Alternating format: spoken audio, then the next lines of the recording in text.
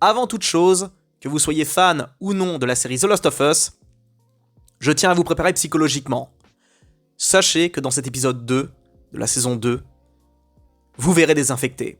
Vous verrez même beaucoup d'infectés.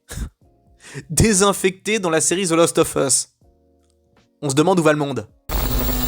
Salut chers viewers, chers camarades et chers infectés, j'espère que vous allez bien, que vous êtes en pleine forme et que vous êtes confortablement installés pour cette nouvelle vidéo. Une critique avec et sans spoiler du très attendu épisode 2 de la saison 2 de The Last of Us. Il y a des tas et des tas de choses à dire, donc je compte sur vous pour donner votre avis dans les commentaires, comme pour ma critique du premier épisode de la saison 2. On a bien déconné, on s'est bien amusé, donc je veux qu'on poursuive cette dynamique. Et d'ailleurs, je tiens à vous remercier parce que grâce à cette vidéo et grâce à d'autres, celle que j'ai sortie dernièrement, eh bien on s'approche des 24 000 abonnés, j'ai passé le cap des 23 900, et ça c'est grâce à vous, donc merci infiniment. On se retrouve dans les coms pour en discuter, vous m'excuserez d'ailleurs, il y a beaucoup de commentaires auxquels je dois répondre, mais j'ai calculé, j'ai environ 2100 commentaires auxquels je dois répondre. Je vous avoue que ça représente beaucoup de temps, beaucoup d'énergie, mais ça me plaît, je kiffe ça. Juste donnez-moi du temps, je ne promets pas de répondre à tout le monde, mais je promets de répondre au plus grand nombre. Allez, c'est parti pour la partie sans spoiler, bon visionnage, et je vous préviens, pour la partie avec spoiler, je vais être... Ce deuxième épisode relève un peu la barre, avec une ambition plus tendue, une montée en pression et quelques scènes qui renouent enfin avec l'essence même de l'univers The Last of Us. Mais derrière cet emballage plutôt léché, il y a des décisions scénaristiques dont ce serait bien passé. Parce que vous serez nombreux, je pense, à être laissés sur le carreau par ces décisions et j'admets en faire partie. En tout cas, on retrouve enfin les infectés au cœur du récit, et rassurez-vous, je ne vais pas montrer de scènes tirées des bandes annonces, parce que moi je me suis fait trop spoiler grâce à certains confrères qui n'ont pas pu s'empêcher de mettre des scènes de cet épisode 2, alors que cet épisode 2, je voulais en voir le moins possible, je voulais me garder un max de surprises, et forcément, j'ai vu un max de... Voilà, j'ai vu le gros des scènes que j'espérais voir, donc bravo les gars, merci, je vais pas vous imposer ça, je vous laisse la surprise. Parce que ça, malheureusement, c'est le problème des trailers, on en montre trop, et on est déjà convaincu, on n'a pas besoin d'en voir plus. On sait bien que la saison 2 voulait montrer plus d'action, mais vous n'êtes pas obligé de trop spoiler, quoi.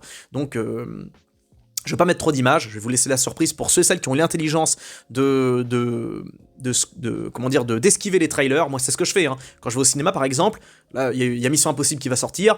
Quand le trailer s'est montré, la bande-annonce, j'ai baissé la tête et j'ai bouché mes oreilles. Je ne veux pas je veux garder la surprise. Je veux garder la surprise jusqu'au bout. Je suis encore, je veux garder cette passion pour le cinéma, pour l'action, pour le spectaculaire. Et quand on veut conserver ça, il faut se spoiler au minimum. Alors je sais, ça fait partie de la com, c'est comme ça machin, mais bon, on se comprend. En tout cas, vous retrouverez les infectés au cours d'une scène relativement longue, une scène très spectaculaire, une scène qui fait du bien parce que l'action dans The Last of Us, on peut pas dire que c'est vraiment la norme, hein, surtout dans la première saison, rappelez-vous. Et je pense que, pour une fois, les showrunners ont écouté un petit peu les avis des spectateurs, téléspectateurs, tout ça, parce que ça manquait cruellement d'action. On avait en moyenne une scène d'action par épisode, et c'était pas complètement dingue, quoi. Et la seule scène où on voit vraiment des infectés dans la première saison, c'est dans l'épisode 5, donc il aura fallu attendre un petit moment, c'est à la fin de l'épisode 5, et cet épisode est relativement bizarre, avec ces infectés qui sortent de terre, on sait pas trop ce qu'ils foutaient là, comment ils sortent, et voilà, j'ai toujours eu du mal avec ce passage. Le seul plan vraiment iconique, le seul plan que j'ai bien aimé dans cet épisode, dans la première saison, rappelez-vous, c'est le colosse qui sort comme s'il sortait de l'enfer, comme s'il sortait... C'était luciférien comme plan où on le voit sortir avec les flammes en arrière-plan. Il y a aussi le passage avec la gamine qui est infectée, ça j'ai bien aimé. Là on voyait un enfant infecté. Ça rajoutait en glauque, parce qu'en plus on peut comprendre que la gamine s'est fait infecter au moment de l'infection, donc en 2003, et elle est restée au stade d'enfant malgré les années qui passent, donc on peut imaginer que le virus bloque l'âge au moment où vous êtes infecté, et j'aime bien ce genre de bail, j'aime bien ce genre de concept, ça m'avait bien...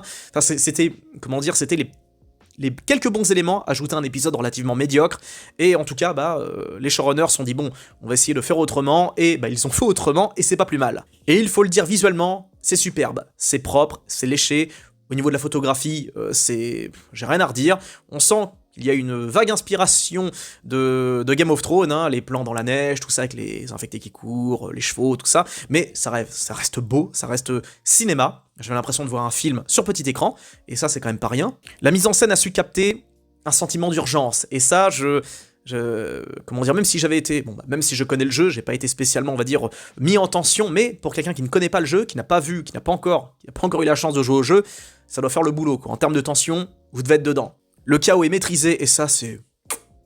Aux autres éléments positifs, on peut ajouter un Pedro Pascal qui continue de briller dans son rôle avec une intensité toujours aussi bluffante. Je sais que vous êtes plus ou moins tous saoulés par Pedro Pascal étant donné qu'on le voit partout, tout le temps depuis presque 10 ans, mais perso, je l'admets, je suis pas fatigué de voir ce gars parce qu'il est toujours aussi bon, toujours aussi intense, sans trop en faire. Il a vraiment ce don, il a vraiment ce talent, et même dans des films vraiment médiocres et complètement à chier comme Gladiator 2, bah il arrive à surclasser tout le monde, il arrive à être excellent, comme Washington d'ailleurs, hein, c'est vraiment des... Comment dire, des... La relève, c'est compliqué, quoi. Encore une fois, Pascal, il est dedans, et je comprends tout à fait le fait qu'il décroche autant de récompenses, autant de prix, parce qu'il est parfait. Cependant, l'équilibre est pas toujours au rendez-vous. L'écriture des dialogues pêche parfois par excès, et certains personnages secondaires manquent de crédibilité dans un univers censé être brutal. Un univers brutal, sale, dur, avec très peu d'espoir. Or, les personnages qu'on voit, notamment les Wolves, l'équipe d'Abby, faut qu'on en parle. C'est ça qui est paradoxal avec The Last of Us, c'est que ça se veut réaliste, mais ça oublie un petit peu... ça oublie parfois la logique du monde qui est décrit, quoi. Et bien évidemment, vous n'êtes pas sans savoir, j'imagine que cet épisode comporte une scène importante, une scène que j'aurais aimé voir relativement... Non, qu'est-ce que je raconte? J'aurais voulu voir une scène totalement changée. J'aurais voulu voir autre chose, j'en parlerai dans les spoilers, parce que quitte à pomper la série, tout en s'accordant des tas de libertés, autant aller jusqu'au bout. Parce que quitte à pomper le jeu vidéo tout en accordant énormément de liberté, je pense que ça aurait été pas trop mal de proposer une version alternative au scénario de The Last of Us, partie 2. L'épisode repose donc sur une scène, sur un cliffhanger marquant, voire même traumatisant, et même si la scène est relativement pas mal, voire même correcte, il y a quelque chose qui va pas, il y a quelque chose qui tombe à l'eau, et c'est ça c'est toute l'histoire de The Last of Us. On a quelque chose, on tient presque ce quelque chose, et puis, au moment où on s'apprête à le tenir, ça s'en va, ou alors, j'ai le sentiment, quand je regarde cette série, c'est comme si j'escaladais une colline, ou je sais pas quoi, une montagne, n'importe quoi, et au moment où je crois avoir une bonne prise, au moment où je crois avoir un bon grip, eh bien mon pied s'affaisse, j'appuie sur quelque chose, et puis je dégringole 5-10 mètres en bas, et je dois recommencer l'ascension. J'ai le sentiment que c'est ça avec The Last of Us, à chaque fois qu'on croit atteindre quelque chose, on redescend 5 étages en dessous, quoi. Et ça, c'est la faute de la direction artistique qui préfère lisser plutôt que mordre. En bref, on tient un épisode qui tient des arguments solides sur le papier, mais on peine toujours autant à trouver cette rugosité et cette tension viscérale propre au jeu et propre à ce que la série devrait être. C'est fini pour la zone spoiler, maintenant il est temps de rentrer dans le vif et de parler de ce qui fait mal, voire très mal. Parce qu'après un premier épisode relativement tiède, le deuxième tente de hausser la barre, mais c'est...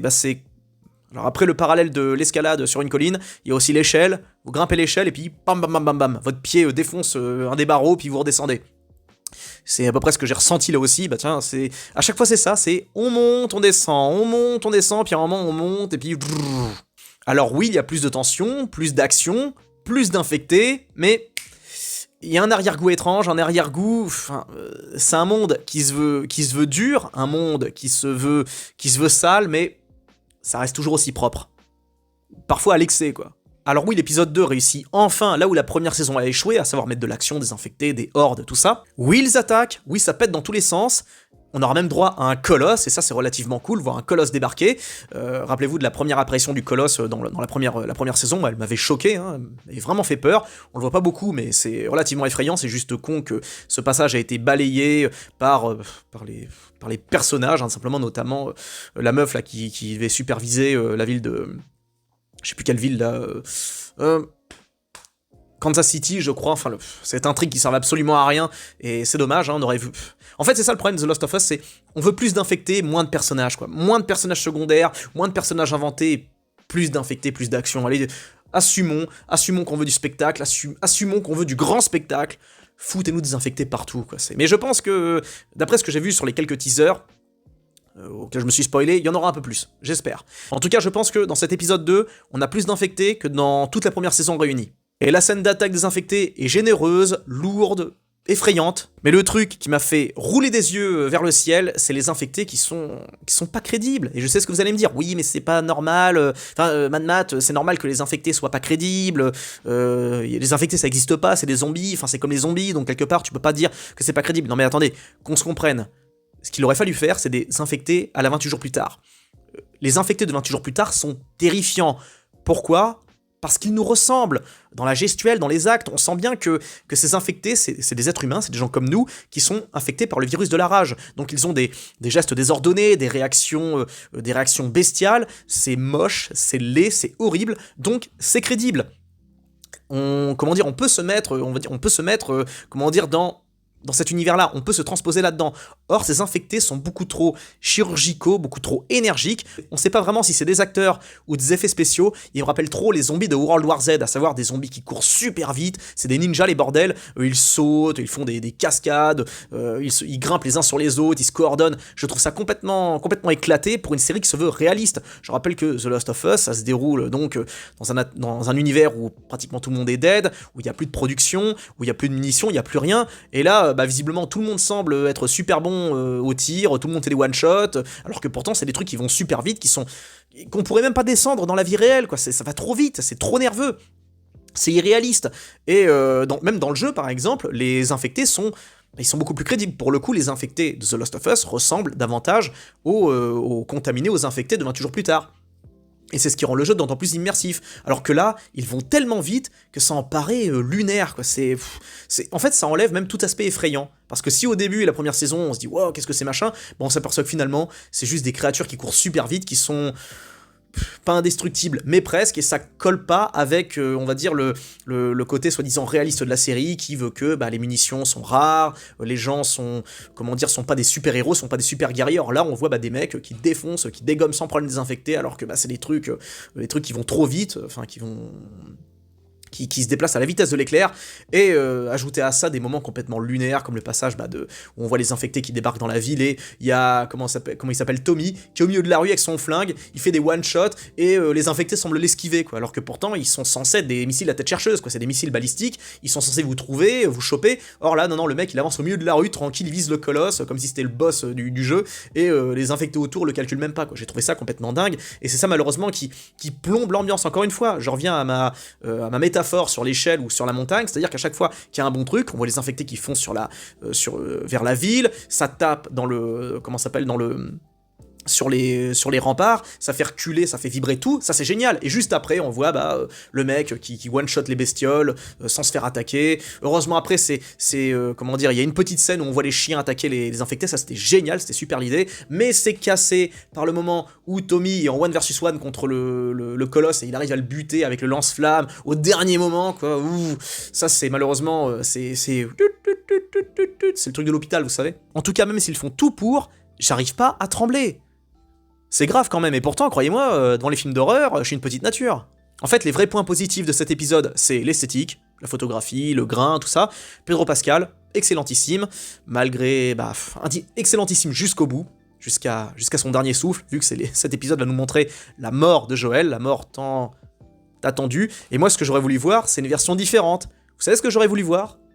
J'aurais voulu voir Ellie se faire massacrer et Joël survivre. Un élément de circonstance qui fait que, en fait, c'est Ellie qui se fait défoncer et Joël survit au dernier moment, il arrive à se barrer, tout ça. Et on refait tout à l'envers, à savoir, Abby est obligé de se barrer et retourner à Seattle avec son équipe, et Joël les traque pour venger Ellie. Ça aurait été pas mal. Ça aurait été rock'n'roll d'aller jusqu'au bout, parce que quitte à vouloir être unique, à vouloir, déformer la série, autant proposer quelque chose de neuf, à savoir, finalement, Ellie crève, et Joël part à la recherche des Wolves. Et puis au cours de l'épisode, on aurait vu des flashbacks où on voit Joël qui repense à Ellie sur son cheval, tout ça. Et j'aurais voulu voir ça. Est-ce que je suis le seul à penser ça, quoi. Et parce que ça qui est dur, c'est que Pedro Pascal, c'était le seul vrai bon acteur avec celui qui joue Tommy, Diego Luna, c'est le seul bon acteur, et il crève au 2e épisode. Et maintenant, on va se retrouver avec Bella Ramsey. Mais avant que je parle de Bella Ramsey, parce que naturellement, vous me connaissez, je vais en parler, il faut que je fasse une petite mention spéciale à l'actrice qui joue Abby, qui est la comédienne.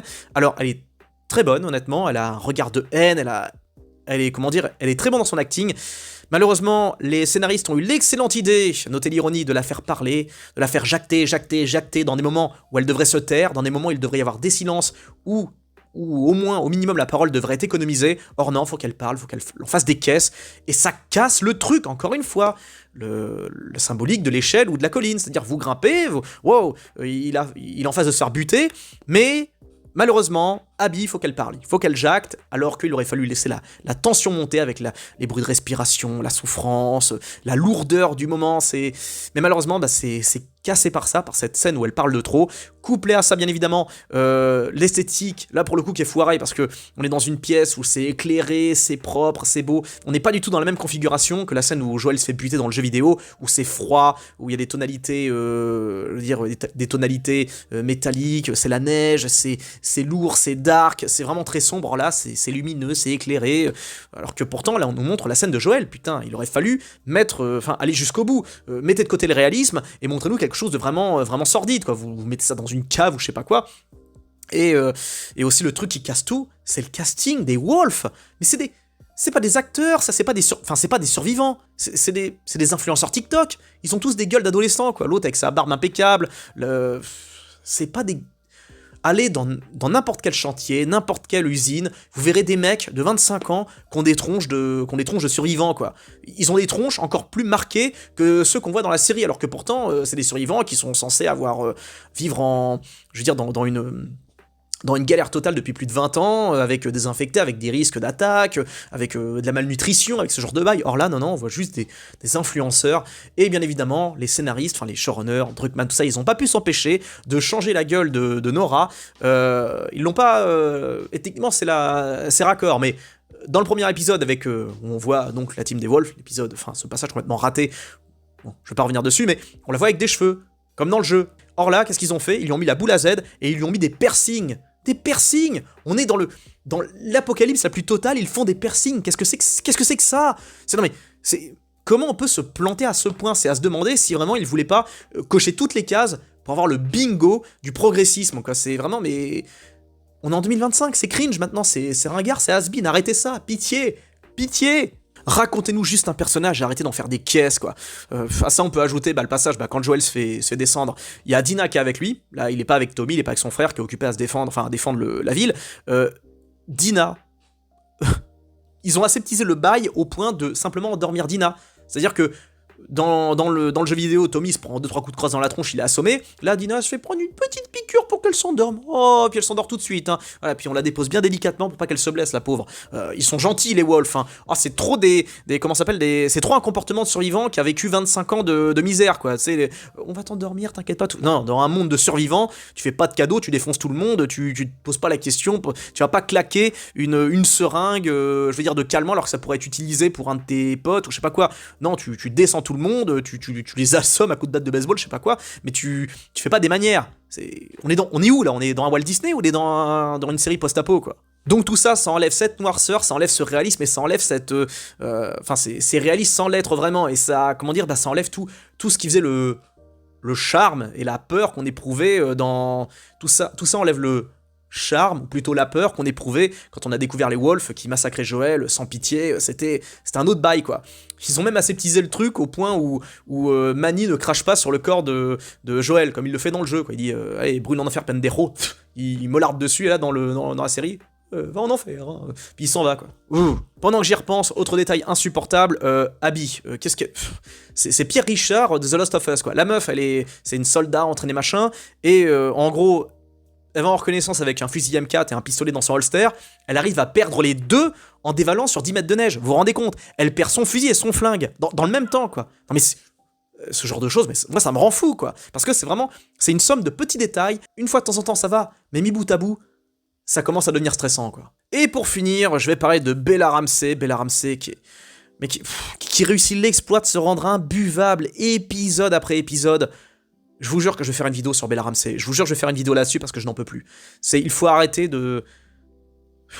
Je suis fatigué, vraiment fatigué par rapport au fait qu'il faut trouver ce personnage absolument grandiose. Enfin non, en fait, c'est fini ce temps-là. En 2023, il fallait trouver Bella Ramsey fantastique, il fallait lui accorder toutes les qualités, fallait faire preuve d'une mansuétude totale, alors qu'elle était déjà craignos dans la première saison, mais là, c'est bon, maintenant, on sait, on peut le dire, les gens, maintenant, les langues se sont délies, hein. Les langues sont délies, on peut dire ce qu'on pense, sans risquer, on va dire, le procès d'intention de la part de certains, parce que, rappelez-vous, hein, première saison, tous les influenceurs ciné s'y sont mis, hein. Ah, Bella Ramsey est grandiose, elle est fantastique, c'est le talent, tout simplement, enfin, les mecs, ils en faisaient des caisses, au point de littéralement se ridiculiser auprès de leur audience, parce que Oui, vous pouvez affirmer un truc et être sûr de ce que vous dites, même si au fond de nous on sait très bien que vous n'êtes pas sincère.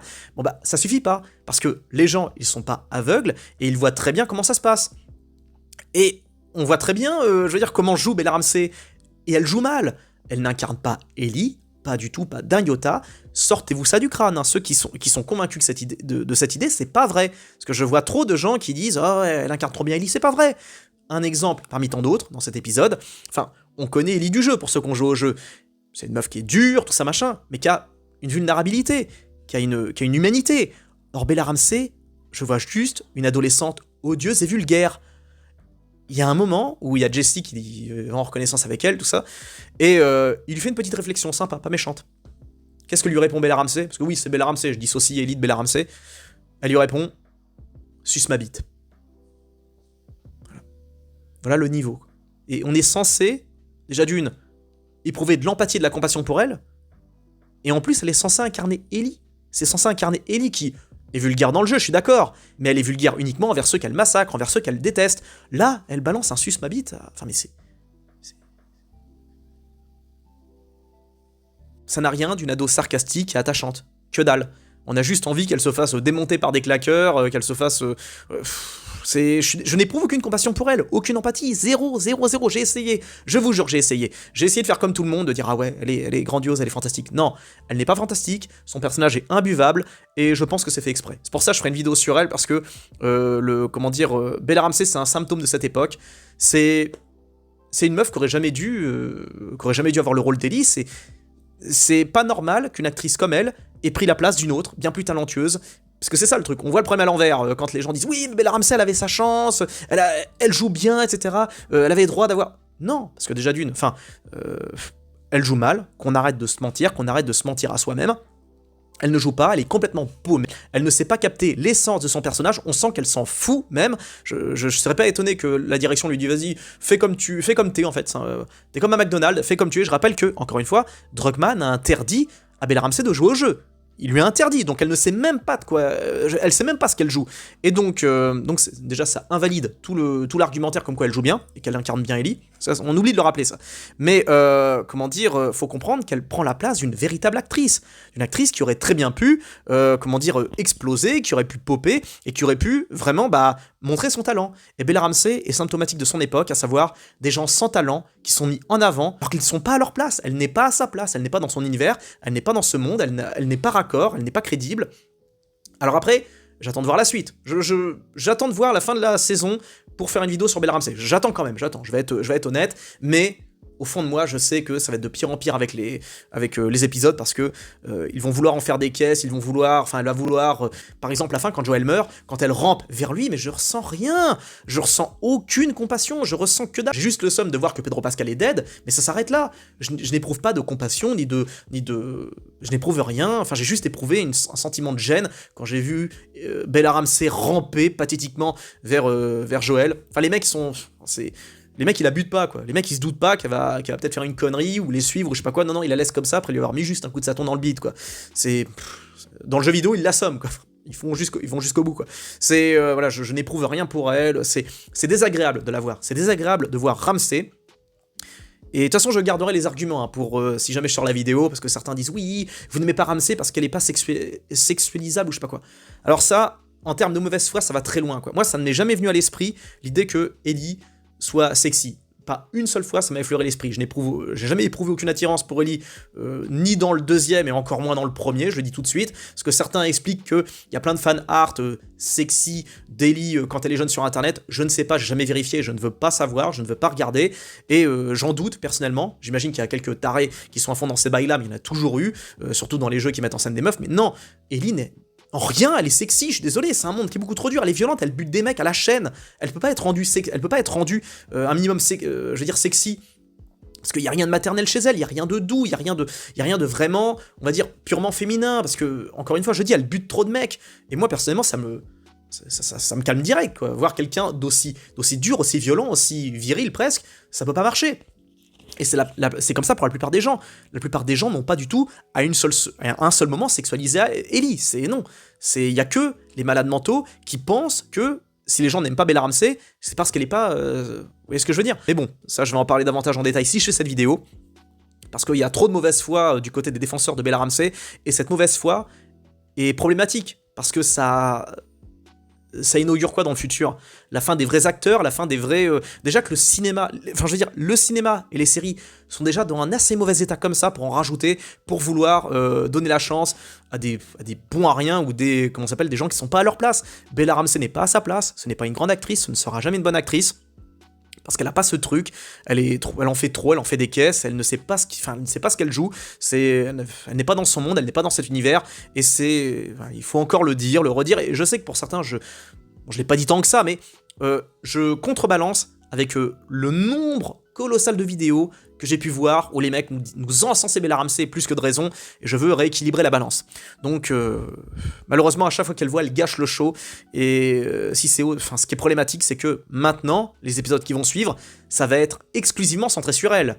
J'espère qu'il y aura 2-3 épisodes centrés, j'espère que la moitié de la série sera concentrée sur Abby, comme le jeu, parce que si on doit se farcir encore 6 ou 7 épisodes avec Bella Ramsey non-stop, ça va être très compliqué et je suis pas sûr d'aller jusqu'au bout, quoi. J'ai une bonne force mentale, mais j'ai mes limites. Hein. Mais bref, si je devais donner une note à cet épisode, je lui donnerais un 5 sur 10. C'est réglo. Excellent jeu de Pascal, très belle photographie, spectaculaire au niveau de l'action, tout ça, les infectés, tout ça, même si j'apprécie pas les infectés, la manière dont ils sont traités, et c'est tout ce qu'il y a à retenir. La musique, j'ai oublié, Bella Ramsey gâche 50% du show, enfin, du moins elle gâche tous les plans où elle apparaît, la fidélité au jeu, vite fait, hein, la scène de la bœuf, tout ça, machin, bon, c'est vite amené, c'est facile, la façon dont c'est montré, c'est expédié comme ça en 2-2, à la va-vite, en comparaison, parce que comme on parle de zombies, de horde, machin, le premier épisode de la saison 2 de The Walking Dead, il me hante encore, tellement il était brillant, tellement il était terrifiant, tellement il était parfait, et on parle d'un épisode sorti, je crois, en 2011. On en parle encore 15 ans après. Cet épisode 2, une fois que la saison sera terminée, il sera oublié comme tous les autres. Donc, posez-vous la question, qu'est-ce qui fait qu'une œuvre est réussie? C'est le temps qui le dit, c'est le temps qui nous le dira, et vous verrez que le temps ne jouera pas en faveur de cet épisode, alors que le temps ne fait que jouer en faveur de The Walking Dead, enfin du moins des premières saisons. On en parle encore maintenant, et on en parlera encore, et j'ai... pas tous les jours, mais presque. Toutes les semaines, j'ai des retours de mecs qui ont découvert The Walking Dead et ils me disent à quel point c'est génial. Et c'est vrai que quand on passe de The Last of Us à The Walking Dead, ça met une jolie claque, hein, c'est vrai. Bref, je vous dis à très bientôt pour une prochaine vidéo, j'espère que ça vous a plu. Et encore une fois, je vous invite à donner votre avis dans les commentaires. Et encore merci aux nouveaux abonnés, on approche les 24 000, je trouve ça génial. Et tout ça, c'est grâce à vous. Plein de bisous à tous, ciao.